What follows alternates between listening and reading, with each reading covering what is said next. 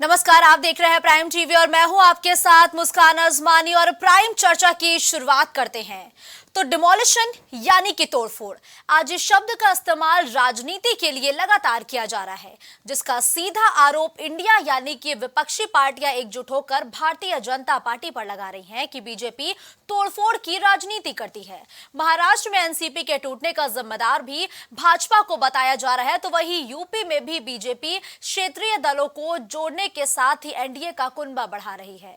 हाल ही में सुभाषपा अध्यक्ष ओपी राजभर को एनडीए का हिस्सा बनाया गया था। इसी दौरान दारा सिंह चौहान को भी एनडीए में मिलाया गया।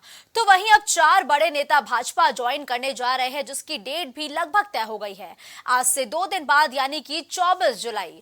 इनमें सपा और उसके गठबंधन साथ ही रालोद के नेता हैं और सूत्रों के मुताबिक इन 4 नेताओं में साहब सनी सिंह, सुषमा पटेल, राजपाल सैनी और जगदीश सोनकर का नाम है। अब सवाल यह है कि अपनी मजबूती की बात करती हुई एनडीए को आखिर क्षेत्रीय दलों की इतनी जरूरत क्यों पड़ रही है। यूपी में चुनाव आते आते इंडिया को लग रहे झटकों की वजह क्या है और लगातार लग रहे झटकों को किस तरीके से समाजवादी पार्टी और रालोद रोकने में कामयाब हो गया, जिस मुद्दे पर हम चर्चा करेंगे। लेकिन उससे पहले आपको बता दें कि महाराष्ट्र में जिस तरीके से एनसीपी अलग हुई है, तो उसको लेकर तमाम विपक्षी दल एकजुट होकर यही कह रहे हैं कि भाजपा जो है वो तोड़ने की राजनीति कर रही है, यानी कि डिमोलिशन। और डिमोलिशन की राजनीति के तहत ही जो भारतीय जनता पार्टी है वो अपने कुनबे में बढ़ाने के लिए फूट डालो और राज करो की रणनीति को अपनाती हुई हर एक प्रदेश में नजर आ रही है। तो वहीं एनडीए के नेताओं की तरफ से लगातार ये कहा जा रहा है कि मोदी सरकार की नीतियां ही इतनी अच्छी हैं और उन्होंने अंतर्राष्ट्रीय स्तर पर भारत को जो पहचान दिलाई है, उसी से प्रभावित होकर जो तमाम नेता है वो एनडीए का हिस्सा बन रहे हैं।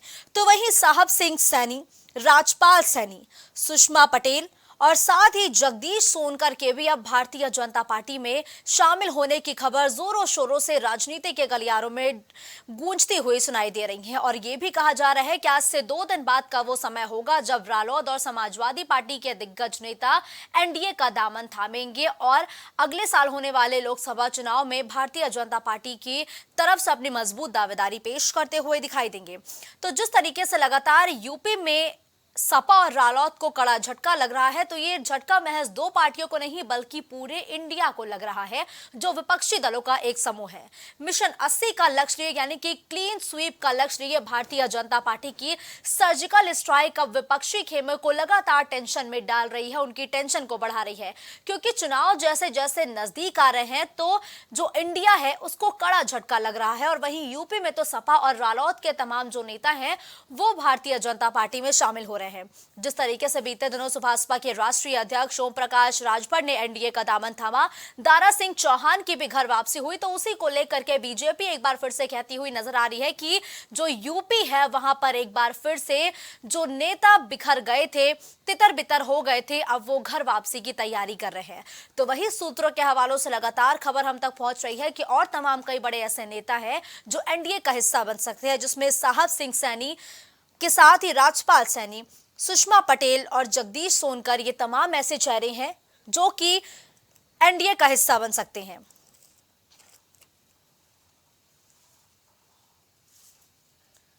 तो देखिए, आज हम इन तमाम मुद्दों पर चर्चा करेंगे, क्योंकि लगातार जिस तरीके से राजनीति में बड़े बदलाव हो रहे हैं, ऐसे में तमाम विपक्षी दल अब एनडीए पर हमलावर है।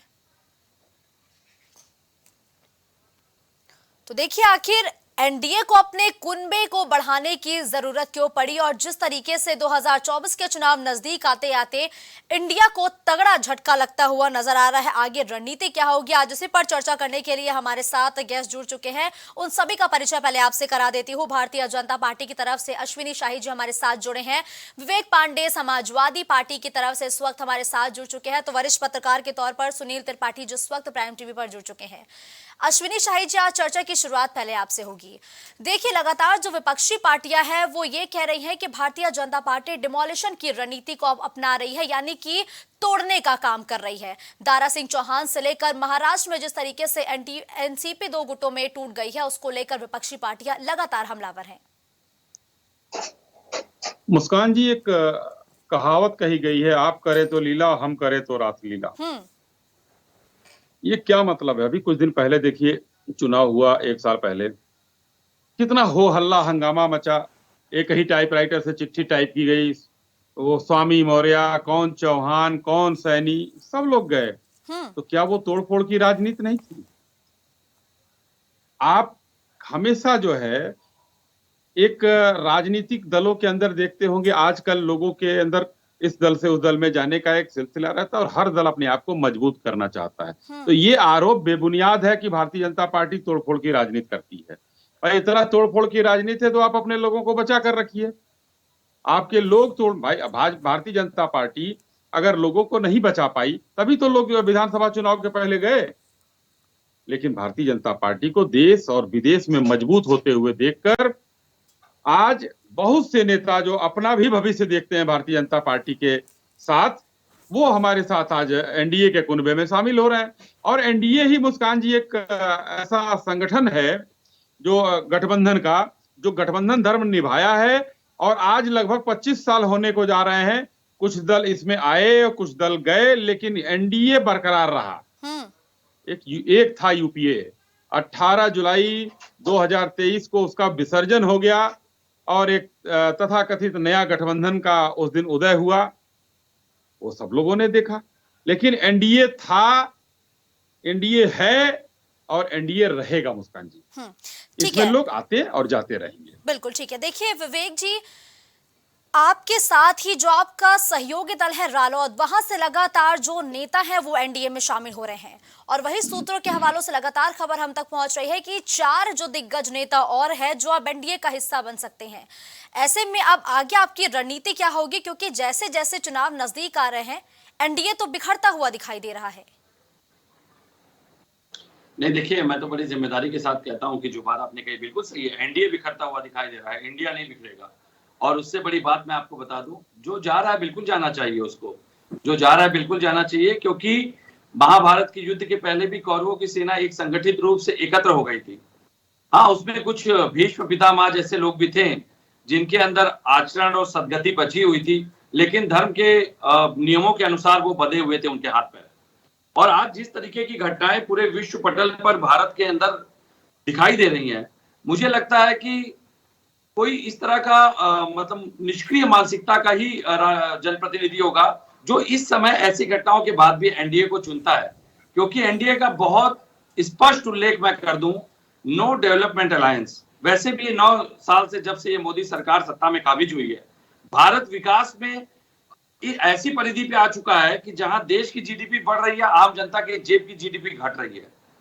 मुझे नहीं पता कि अटल जी के सिद्धांत जो कहते थे, वो सदन में खड़े होकर जिन्होंने जोड़ तोड़ की राजनीति को ना अपनाते हुए एक वोट से अपनी सरकार को गिरने दिया था, आज वो सिद्धांत अटल जी के ये बेच के खा चुके हैं।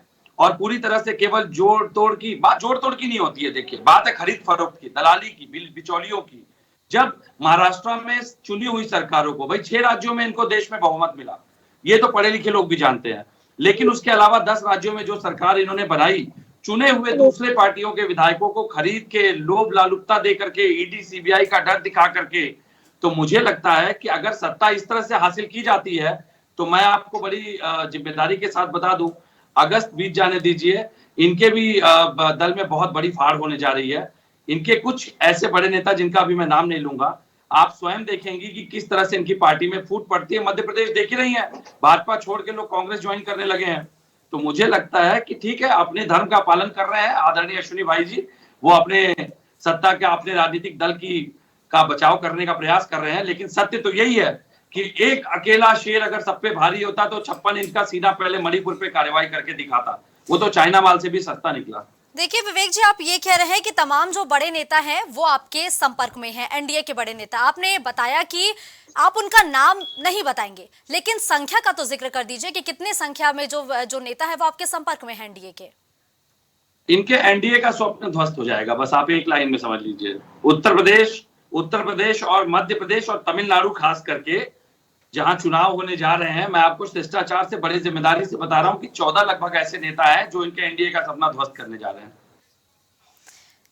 ठीक है, तो लेकिन अभी देखिए अश्विनी जी, आपने सुना कि ये कहा कि तोड़फोड़ की राजनीति के तहत ये काम नहीं किया जा रहा है। आप तो जो नेता है उनको खरीद फरोख्त कर रहे हैं, आप उनको पैसे देके खरीद रहे हैं। देखिए विवेक भाई एक प्रबुद्ध प्रस्तोता हैं, लेकिन इनके साथ इनकी गलती नहीं है। विरोध में जो लोग भी हैं, तो अब खिसियानी बिल्ली खंभा नोचे सुना ही गया है। एक उदाहरण मैं कहता हूं विवेक जी, अगर बता दें जहां खरीद फरोख्त हुई, एक महाराष्ट्र, उदाहरण, किसी एमएलए का बयान, किसी एमएलए ने कुछ बरामद कराया हो, कोई सबूत, क्योंकि न्यायालय भी अगर होता है तो न्यायालय भी सबूत खोजता है। और ये मैं कह दूं कि अभी मैंने अखिलेश यादव जी को, हमको जो है आज 50 करोड़ रुपए दे रहे थे कि अश्विनी शाही आ जाइए, समाजवादी पार्टी के प्रवक्ता बन जाइए। तो ये तो बेमानी चीज है और ये इस पर कोई भरोसा करेगा? और ये चिल्लाते रहो, मैं चिल्लाता रहूं, तो उसी तरीके से स्थिति हो गई है कि खरीद फरोख्त। मेरी बात आ जाए, खैर कोई दिक्कत नहीं विवेक भाई, मैं अपनी बात पूरी कर लूं बस थोड़ी देर में।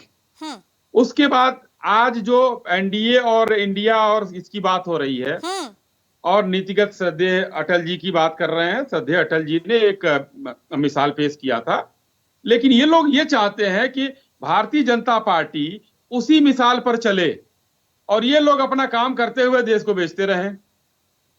ये 14 दलों के लोग माननीय सुप्रीम कोर्ट के पास गए कि ईडी सीबीआई अपने संस्थाओं का गलत इस्तेमाल सरकार कर रही है। वहां से सुप्रीम तमाचा पड़ा, आप लोग जाइए अपने यहाँ, वो संस्थाएं बेहतर काम कर रही हैं। फिर भी नहीं शर्म आई। उसके बाद अब कह रहे हैं कि पैसे से खरीद हो रहा है, ईडी सीबीआई है, अभी भी चिल्लाना शुरू। भाई मेरे 56 इंची का सीना था, है और रहेगा। एक अकेला, मैं जो बात कह रहा हूं विवेक जी से जवाब चाहूंगा, एक अकेला व्यक्ति जिसको सारे एनडीए के गठबंधन दलों ने एक सुर से माला पहनाकर अपना नेता बनाया, और उसी दिन बेंगलोर में इनकी बैठक हुई। वहां से निकलने के बाद वृंदा करात जी का बयान आता है कि बंगाल में लोकतंत्र की हत्या करने वालों का लोकतांत्रिक तरीके से साथ नहीं दिया जा सकता। ये बयान है उनके, मेरा बयान नहीं है। तो एक तरफ वो दल हैं जो स्वार्थ बस जुड़े हुए हैं, और एक तरफ वो दल है जो निस्वार्थ एक व्यक्ति को अपना नेता चुन लेते हैं। बताइए इनके उस दल का नेता कौन है? जो इंडिया है उसका नेता कौन है? ये कहा गया था पटना की बैठक में कि वहां पर सीट की बात होगी, संयोजक चुना जाएगा। कुछ नहीं, वहां तो कांग्रेस को दबाने का काम किया गया, जो अरविंद केजरीवाल जी द्वारा और उसके बाद ममता बनर्जी जी द्वारा किया गया, और कांग्रेस को घुटने पर लाने का काम किया गया। ठीक है अश्विनी जी, इस बात की छोटी सी प्रतिक्रिया विवेक पांडे जी से ले लेते हैं। विवेक जी अपनी प्रतिक्रिया दीजिए, फिर मैं रुक करती हूँ सुनील त्रिपाठी जी का। बिल्कुल, इन्होंने सही बात कही। इन्होंने एक उदाहरण की बात की कि कोई मैं इनको उदाहरण दूं तो महाराष्ट्र का, मुझे लगता है उसी सुप्रीम कोर्ट ने महाराष्ट्र में राज्यपाल को लेकर के जो टिप्पणी की थी कि राज्यपाल बीजेपी की तरह काम कर रहा है, और बाकायदा फ्लोर पे जिस तरीके से खरीद फरोख्त की सरकार को जोड़ने तोड़ने की बात सार्वजनिक हुई बाकायदा इनके नेताओं द्वारा, मुझे लगता है वो भी इन्होंने अभी तक सुना नहीं। अच्छा चलिए छोड़ दीजिए सारी बातें। जब गुवाहाटी में सारे विधायकों को रखा गया था, ये केवल इतना बता दें कि उस होटल का बिल 5 स्टार का किसने भरा था? हाँ एकदम, आप पता कर लीजिए, सारे जांच नहीं कर पाई। अपना और ना भाजपा ने बताया, ये तो आ चुका है, पब्लिक डोमेन में है, से भरा गया था या किसी अन्य के द्वारा। भाई सपा, वो विधायक तो शिवसेना के थे। और सबसे बड़ी बात देखिए कितना हास्यप्रद है, यूक्रेन का और रशिया का वॉर एक फोन पे रुकवाने वाले, फ्रांस में दंगे रुकवाने वाले आज मणिपुर के दंगे नहीं रुकवा पाए। हमारे देश की अस्मिता के साथ जिस तरह से चीरहरण हुआ, और उसके बाद लगातार बयानबाजियों से, कभी बंगाल का हवाला देके, कभी राजस्थान का हवाला दे करके डैमेज कंट्रोल करने का प्रयास। महिला आयोग तक को पता था, महिला आयोग को जून में ही इसकी शिकायत कर दी गई थी। महिला आयोग तक आंखें मूंद करके बैठी हुई थी, क्योंकि भाजपा से ग्रीन सिग्नल नहीं मिला था कि कार्रवाई की जाए। ये बताएंगे विवेक जी, ऑलरेडी हम मणिपुर पे बात लगातार कर रहे हैं, फिलहाल हमारा जो मुद्दा है वो दूसरा है, आप उस मुद्दे पे रहिए। अभी देखिए, आप तो ये कह रहे हैं खरीद फरोख्त का दौर जारी है, भारतीय जनता पार्टी जो नेता है वो खरीद फरोख्त कर रहा है, लेकिन आप अपने नेताओं को रोकने के लिए क्या करेंगे? क्योंकि कहीं ना कहीं इसका सीधा असर एनडीए पर वो इंडिया पर पड़ रहा है, माफी चाहूंगी, इंडिया पर असर पड़ रहा है इसका। क्योंकि अगर ऐसे धीरे धीरे करके आपके नेता अलग अलग होंगे तो इंडिया कहीं ना कहीं कमजोर पड़ेगा। आप अपने नेताओं को रोकेंगे कैसे? आप मुझे ये बताइए कि जो नेता समाजवादी पार्टी छोड़ रहे हैं वो समाजवादी थे? वो तो अपने दलों से किसी कारणवश नाराज होकर समाजवादी पार्टी का घटक बने, लेकिन जो सच्चे समाजवादी हैं उनको कोई फर्क नहीं पड़ता है, जो इंपोर्टेड लोग हैं वो जा सकते हैं। जिनको जाना है वो स्वेच्छा से जा सकते हैं। हमें खुशी है कि जो सच्चे समाजवादी है उनके लिए वो सीट खाली कर रहे हैं। हम तो चाहते हैं कि जो इस तरह से बाहर के दलों के लोग आए हैं वो वापस चले जाएं, क्योंकि उनके अंदर ना सिद्धांत है, ना नैतिकता है, ना कोई जनाधार है उनका। तो मैं तो विवेक चाहता जी, ये हूं। बयान बहुत और रही बड़ा बात है, अभी कहीं देखिए, ऐसा ना हो कि आपकी नहीं जो बिल्कुल दल है बयान ना जा उसको रहा है। तगड़ा झटका लग हमारे जाए। आदरणीय सुन ये लीजिए, बयान ना बहुत बड़ा आदरणीय बयान दे अखिलेश रहा है। यादव ठीक है, जी मैं भी, वापस विवेक जी आपका रुख आदरणीय करूंगी। सुन लीजिए सुनील भाई त्रिपाठी जी भी हमारे साथ बने हुए हैं, एक छोटा सा कमेंट उनसे लेते हैं। देखिए सुनील जी, साम दाम जी दंड भेद, राजनीति का तो ये जी नियम ही है, चुनाव जीतने के लिए हर एक पार्टी इस रणनीति का इस्तेमाल करती है। लेकिन सुनील जी जी, जी जी एक बतौर वरिष्ठ पत्रकार आपसे मैं ये जानना चाहती हूँ जो बहुत जरूरी है कि देखिए एनडीए हमेशा ये कहती थी कि वो एकजुट होकर चलने वाली पार्टी है, और भाजपा तो हमेशा से जी कहती है कि प्रधानमंत्री नरेंद्र मोदी का प्रधानमंत्री मोदी उनका बड़ा चेहरा है। ऐसे में एनडीए को आखिर क्षेत्रीय दलों की इतनी जरूरत क्यों पड़ रही है कि वो तमाम जगहों पर जाकर के क्षेत्रीय दलों के बड़े नेताओं से मुलाकात कर रहे हैं, उनको एनडीए की बैठक में आने का न्योता देते हैं? तो आखिर ये जरूरत क्यों पड़ रही है? मुस्कान जी, भारतीय जनता पार्टी ने नारा दिया सबका साथ, सबका विश्वास, सबका विकास। और मेरा मानना है इसीलिए सबको साथ लेकर चल रही है। पहले मैं अपने विवेक जी को धन्यवाद देना चाह रहा हूं कि भैया मुंगेरी यार सपना छोड़ दीजिए कि भाजपा से लोग आपके वहां आ रहे हैं। आप और आपके नेता अखिलेश जी रोज सपना देखते हैं कि आज भारतीय जनता पार्टी के 20 सांसद, 25 विधायक हमारी तरफ आ रहे हैं, और आंख खुलती है तो अकेले दिखाई पड़ते हैं। और दूसरी बात विवेक जी, आपकी पार्टी समाजवादी पार्टी तो खाली मैनपुरी, एटा और कन्नौज इसी की है, उत्तर प्रदेश की नहीं है। जब सरकार सत्ता में आती है आपकी, तो आपको मैनपुरी, एटा और बांदा, कन्नौज, इसके अलावा कोई उत्तर प्रदेश का क्षेत्र दिखाई नहीं पड़ता है। तो जो आप कह रहे हैं हमारे वहां से लोग जा रहे हैं, वो समाजवादी परिवार एक आपका है, तो वो तो कहीं जा ही नहीं सकता है आपको छोड़ करके। बाकी लोग दल आपके साथ घुटन महसूस कर रहे हैं। देखिए ओम प्रकाश राजभर जी कल तक आपके गीत गाते थे, आज साथ छोड़ने चले गए। और 26 दलों में से जो आप साथ बैठे हुए हैं, ये चुनाव के बाद शायद 6 ही रह जाएं और चुनाव से पहले भी कर जाएंगे। अभी तो आपके साथ बहुत कुछ बकाया है, अभी सीटों बंटवारा होना है। प्रधानमंत्री के पद के दावेदार भी एक से एक लोग हैं। तो सीट तो वहां प्रधानमंत्री की उत्तर प्रदेश, भारत में एक ही है और एक ही प्रधानमंत्री होगा। हो सकता है डिप्टी पीएम कई बना दिए जाएं। तो अभी तो शुरुआत हो रही है आपकी, और आप खरीद फरोख्त बात कर रहे हैं। हो सकता है भाई विवेक जी हमारे बहुत बुद्धिमान हैं और वरिष्ठ वकील भी हैं, तो हो सकता है कोई पीआईएल के लिए आया हो इनके पास, मेरी समझ से, इसीलिए मुस्कुरा रहे चुप्पे चुप्पे बैठे। कहा वो पीएल कराई वाजपेयी नेताओं साथ में कि खरीद फरोख्त हो रहा है। ठीक है खरीद फरोख्त हो रहा विवेक तो जी, आप कहीं आपने कमजोर हैं, लगातार आप भी सुना आइए। सुनील त्रिपाठी जी कह रहे हैं कि आपका ये भ्रम है कि जो आप मुस्कुरा रहे हैं कि एनडीए और भाजपा के दिग्गज नेता आपके संपर्क में हैं। लेकिन देखिए विवेक जी, समाजवादी पार्टी हो, चाहे कांग्रेस हो, चाहे वो रालोद हो, अब तो इंडिया के साथ आकर के अपनी मजबूती की बात कर रहे हैं। लेकिन जो भी समाजवादी पार्टी और रालोद से अलग हो रहे हैं, वो यही कह रहे हैं कि ना तो रालोद में पहले जैसी बात रह गई और ना समाजवादी पार्टी में। आखिर ऐसा क्या हो रहा है इन दोनों ही पार्टियों के बीच कि जो नेता है वो आपसे अलग होते जा रहे हैं? क्या चल रहा है आखिर पार्टी के अंदर? भाई मैं तो मजबूती की बात का जवाब नहीं, सवाल उठा रहा हूं कि भाई एक फोन पे विदेशों का युद्ध रुकवाने वाले इतने दिनों से अपने देश में एक राज्य चल रहा है उसको नहीं रोक पाए। ये मजबूती होती है। और रही बात समाजवादी पार्टी और आरएलडी की मजबूती, तो बहुत भ्रम फैलाया एनडीए ने कि रालोद हमारे साथ आ रहा है, जयंत चौधरी हमारे साथ। क्या हुआ? बैंगलोर पहुंच गए। अब भाई हम भाजपा की तरह नहीं हो सकते ना कि गालियां भी खा ले, माता पिता का अपमान भी सुन ले, गालियों में जूते चप्पल खाने की बात कर लें और उसके बाद हम गले भी लगा लें। हम ऐसे लोग नहीं है ना। कम से कम थोड़ी सिद्धांतवादिता और कम से कम स्वाभिमान हमारा बचा हुआ है। हम ऐसे अस्वाभिमानी लोग नहीं है कि इतनी गालियां खाने के बाद उसके बाद इस तरीके का काम करें। ऐसे लोगों को शामिल कर ले दल में।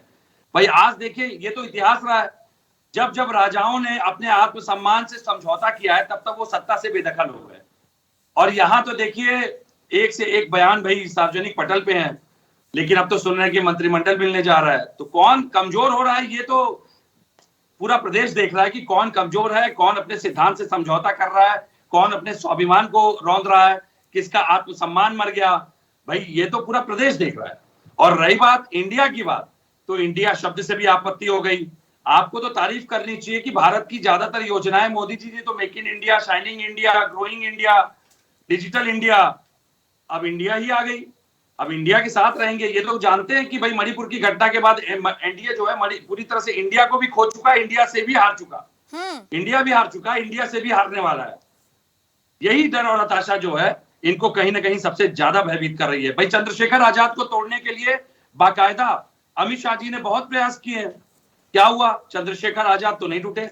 तो मुझे लगता है देखिए, जो नैतिक और सैद्धांतिक दल है वो बिल्कुल भी इनके झांसे में और भ्रम में नहीं आएंगे। और रही बात, हम जमीनी लोग हैं, हमें हवा हवाई सपने देखने की आदत नहीं है। हम सत्ता में रहेंगे तो भी उत्तर प्रदेश का विकास करेंगे, विपक्ष में रहेंगे तो भी उत्तर प्रदेश के विकास की परिधि के लिए ही आवाज उठाएंगे। ठीक है, इसका एक छोटा सा कमेंट अश्विनी जी से लूंगी। देखिए अश्विनी जी, उन्होंने सीधा तो नाम नहीं लिया, लेकिन सुभाषपा के एनडीए के साथ मिलने पर उन्होंने कहा कि जो भारतीय जनता पार्टी है उसने अपने आत्मसम्मान से खिलवाड़ किया है, अपने सिद्धांतों से खिलवाड़ किया है, और यही वजह है कि भारतीय जनता पार्टी चुनाव आने से पहले अपने सिद्धांतों को दरकिनार करते हुए सिर्फ अपना कुनबा बढ़ाने पर फोकस कर रही है। मुस्कान जी, देखिए, आत्मसम्मान की बात वो लोग करें जिन लोगों के पास आत्मसम्मान हो। समाजवादी पार्टी के पास आत्मसम्मान कैसे है? याद कीजिए, 2 चिट्ठियां जारी हुई थी एक ही दिन ओम प्रकाश राजभर जी के लिए कि आप जहां जाए जा सकते हैं, आपके लिए दरवाजे खुले हुए हैं। और दूसरा आपके अपने सगे चाचा के लिए जारी हुई कि आप भी जा सकते हैं जहां जाना हो। तो क्या हम कह दें कि अगर वो वापस लौट कर आए तो आत्मसम्मान खो दिया उन्होंने? अखिलेश जी मंच पर रहते हैं, माननीय मुलायम सिंह जी के हाथ से माइक छीन कर उनको बैठा देते हैं, अध्यक्ष की कुर्सी कब्जा कर लेते हैं।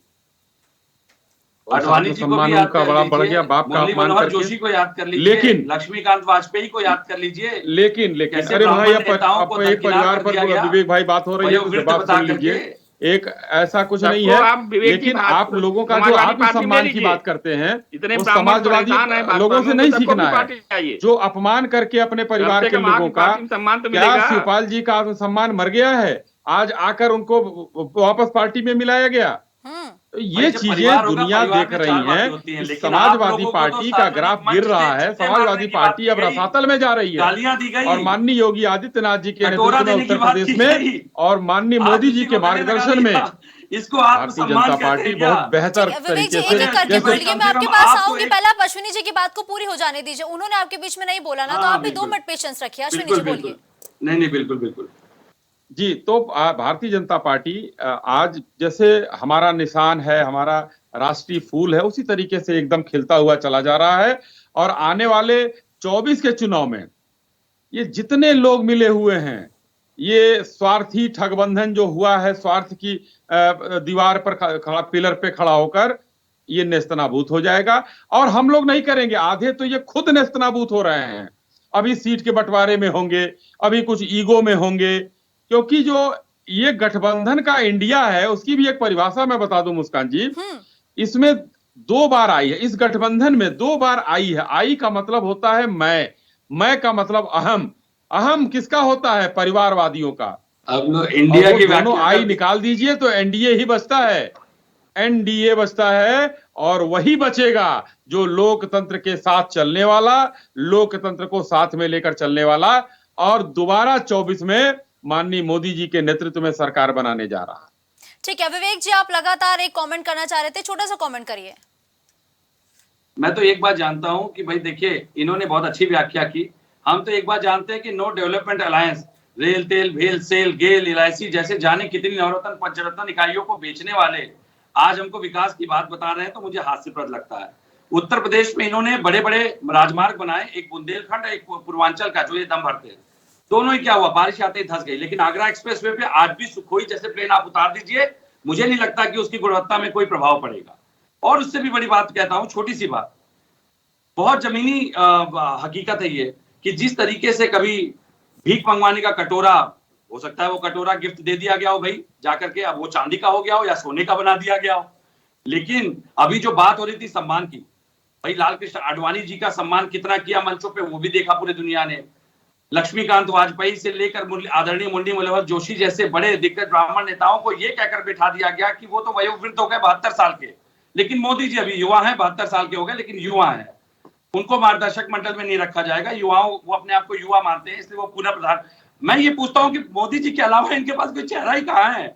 इनके पास तो मोदी जी के अलावा कोई चेहरा नहीं है। पिछली बार भी मोदी लहर थी, उसके पहले भी मोदी लहर थी। विवेक जी, भाई फिर सबसे आपके बड़ी पास बात है कौन सा भाजपा चेहरा तो है मोदी जिसको आप मोदी के खिलाफ उतारेंगे, पीएम मोदी के खिलाफ उतारने की भाई बात हम कर रहे हैं? उत्तर प्रदेश में तो हमारे पास आदरणीय अखिलेश यादव जी हमारे प्रबल नेतृत्व है। और सबसे बड़ी बात यह है कि उनकी विश्वसनीयता, उनकी क्रेडिबिलिटी इसी से देखिए कि सुबह सुबह उठते ही भाजपा के नेता केपी मौर्य जैसे लोग उनके खिलाफ ट्वीट करने लग जाते हैं। विवेक जी, लेकिन अभी यहाँ फिलहाल जो अगला चुनाव है ना, जो 2024 में, ये विधानसभा का चुनाव नहीं है, ये लोकसभा का चुनाव है, तो क्या इंडिया अखिलेश यादव को प्रधानमंत्री पद का चेहरा बनाने के लिए तैयार हो चुका है? अरे भाई, जब फर्जी डिग्री वाले लोग, इस तरह संदिग्ध डिग्री वाले लोग सेंटर में आ सकते हैं, तो जिसकी ऑथेंटिक डिग्री है वो क्यों नहीं आ सकता? जिसने अपने गुणवत्तापूर्व कार्यों से उत्तर प्रदेश को निखार दिया, वो क्यों नहीं बैठ सकता भाई? यानी विवेक जी, अंदर ही अंदर माना जाए कि अखिलेश यादव का नाम फाइनल हो रहा है। मैं तो दिया इन्होंने। ये कह रहा हूं कि फीता काटने वाले लोग अगर मुख्यमंत्री बन सकते हैं, तो अखिलेश यादव जी ने तो विकास कार्यों से उत्तर प्रदेश को एक दिशा दी है, वो क्यों नहीं बन सकते भाई? मैं तो सवाल उठा रहा हूं। और सुनिए कि जो पश्चिम बंगाल की जो है सीएम ममता बनर्जी, उनके सांसद तो ये कह रहे हैं कि ममता बनर्जी को पीएम बना दिया जाए। ऐसे में क्या कीजिएगा आप? अभी तो नाम के ऐलान होने से पहले ही क्लैश देखने को मिल रहा है। आप कह रहे हैं कि अखिलेश यादव भी काबिल है पीएम पद के लिए, और बंगाल के सांसद कह रही हैं कि वहां पर तो ममता बनर्जी भी पीएम पद के लिए बहुत अच्छी एक चेहरा होगी। सुर तो नितिन गडकरी जी को भी पीएम बनाने के लिए उठे थे, क्या हुआ? उनको दरकिनार ही कर दिया। ये आप कैसे कह सकती हैं कि भाजपा में सुर नहीं उठे थे? भाजपा में तो सुर गठबंधन के साथी थोड़े उठे थे प्रधानमंत्री पद के लिए घोषित करने के लिए।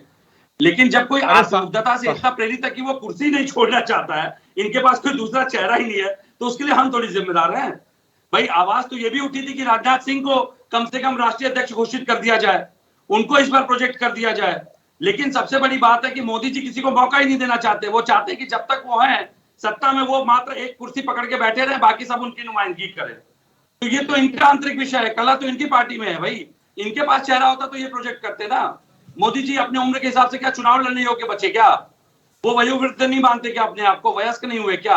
युवा है मोदी जी। तो बाकी नेताओं की टिकट क्यों काट दिए थे पिछली बार? क्योंकि मोदी जी कोई प्रतिस्पर्धा चाहते ही नहीं। वो चाहते हैं सारी पार्टी उनके जूतों के नीचे रहे, सारे लोग उनके नेतृत्व के नीचे काम करें। तो भाई ऐसे तानाशाही सामंतवादी मानसिकता से नेतृत्व अगर चलाते हैं आप, इसको अगर आप ये मानती हैं कि इनकी पार्टी का ये लोकतंत्र है, तो धन्य है कि आपका लोकतंत्र, आपको मुबारक हो। बिल्कुल, यानी कि विवेक जी, इंतजार रहेगा कि जब इंडिया की तरफ से किसी युवा नेता को पीएम पद का चेहरा घोषित किया जाएगा, क्योंकि आप ये कह रहे हैं कि युवाओं को मौका मिलना चाहिए, जैसे कि अखिलेश यादव के साथ ही जो तमाम युवा नेता है, राहुल गांधी हो सकता है। चलिए, अब ये तो वक्त बताएगा। अश्विनी जी, आप एक छोटा सा कॉमेंट कर रहे थे, एक छोटी सी बात करिए, फिर मैं सुनील त्रिपाठी जी के पास चलूंगी। जी, मैं यही कहना चाहता था कि आज एक प्रधानमंत्री पद का दावेदार और बढ़ गया उस इंडिया में, और ये सड़क बनी तो घोषित कर तरीके से गाड़ी गिरी हुई है इसमें। पहली चीज जवाब दे रहा हूं विवेक भाई, सुन लीजिए, पॉइंटेड जवाब दे रहा हूं आपको। ये गाड़ी जो गिरी थी उसकी फोटो दिखा रहा हूं। और फीता काटने वाले मंत्री मायावती जी ने जो नोएडा एक्सप्रेसवे बनवाया था, यमुना एक्सप्रेसवे, उसका फीता किसने काटा था? अखिलेश जी से पूछिएगा क्यों गाड़ी वही है ना, उनका कोई योगदान नहीं था। तीसरी बात मैं बताना चाहता हूं कि जो अभी माननीय मुलायम सिंह जी अभी जो है दिवंगत हुए हैं, ये गाड़ी वही थी ना जो कितने वर्ष के थे और मैनपुरी से चुनाव लड़ते थे, और आज आप 72 साल के जो है माननीय प्रधानमंत्री जी को अब कह रहे हैं कि वो उस लायक नहीं है। और अभी मुलायम सिंह यादव जी कितने वर्ष के होकर दिवंगत हुए हैं, सांसद थे, उनकी भी उम्र देख लिए होते। चौथी बात जो कहना है कि जिस तरीके से ये बौखलाहट नजर आ रही है कि प्रधानमंत्री घोषित किए जा रहे हैं, माननीय राजनाथ सिंह जी अपना कार्यकाल पूरा कर चुके हैं और ये उनको अध्यक्ष बनवा रहे हैं। ये दूसरे दल के उसकी बात जो आचार संहिता है उसको भी नहीं पढ़ कर आए हैं। तीसरी एक बात और कह के मैं अपनी बात को समाप्त करता हूं कि आज ममता बनर्जी, अरविंद केजरीवाल जी, राहुल गांधी जी, उधर जो है लालू प्रसाद यादव जी के आज अखिलेश जी भी 8-9 हो गए प्रधानमंत्री के चेहरे। अब उस इंडिया गठबंधन का क्या हाल होगा जिसमें 9 दूल्हे हैं? बिल्कुल, घोषित कोई नहीं हुआ है। ठीक है सुनील त्रिपाठी जी, देखा आपने कि जो दल डिबेट में बैठता है, चर्चाओं में बैठता है, वो अपने अपने तरफ से अपने जो पार्टी का अध्यक्ष है उसी को पीएम घोषित कर दे रहा है। अभी तो शुरुआत हुई है सर, अभी तो दूसरी बैठक थी इंडिया की, अभी तो शुरुआत से ही क्लैश दिख रहा है। आगे और कौन कौन सी जो सर्कमस्टांसेस हैं वो इंडिया को पार करने में चुनौती होगी? सुनील जी, हम पहले तो भाई विवेक जी के सिद्धांत को याद दिलाना चाह रहे हैं कि स्वर्गीय मुलायम सिंह यादव जी ने कल्याण सिंह जी को भी अपनी मंच पे ले लिया था। याद होगा विवेक जी को, सोचता भूल गए हो क्या? तो ये अच्छा, तभी ना जब कल्याण सिंह को बेइज्जत करके निकाला था भाजपा ने, अपमानित करके, तभी आपने उनको ले लिया था अपने पास। इसका अपमानित करके निकाला था ना भाजपा ने। अपमानित करते हैं, हिंदुओं के साथ में अलग, अल्पसंख्यकों के साथ में अलग। आप बहुसंख्यक का मुख्यमंत्री अपने मंच पे बैठा रहे हैं, यही कारण कि अल्पसंख्यक खिसक गए आपको देख के। अगर आपने गलती न की होती, लेकिन कल्याण सिंह को स्वीकार कहाँ करते हैं भैया कि ये भाजपा से अपमानित हुए थे? कल्याण सिंह के लिए भाजपा स्वीकार ही नहीं करती ये बात। मेरे मुलायम सिंह जी अपमानित नहीं हुए, जिनका सब कुछ छीन लिया आपने राजपाट। ये बताइए, सत्ता ले लिया, सरकार ले लिया, नेताजी से सब कुछ आपने ले लिया, तो क्या हमारे स्वर्गीय नेताजी अपमानित नहीं हुए? अरे आप जान रहे थे थोड़ा ही जीवन का है समय, कम से कम उनको राष्ट्रीय अध्यक्ष रहने देते। अरे सुनील जी, अब आप मुद्दे पर आइए ना, मुद्दे से भटकिए नहीं कि अब जिस तरीके से तमाम जो दल हैं इंडिया के वो ये कह रहे हैं, सिद्धांत की बात दिला रहा हूँ।